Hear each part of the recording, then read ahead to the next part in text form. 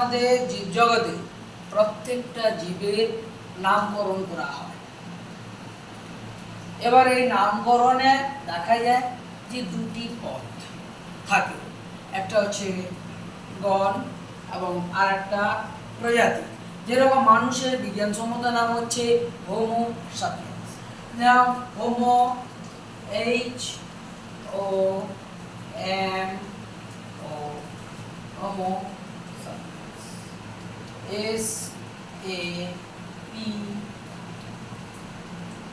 I E N S. এটা হচ্ছে গণ এবং এটা হচ্ছে প্রজাতি।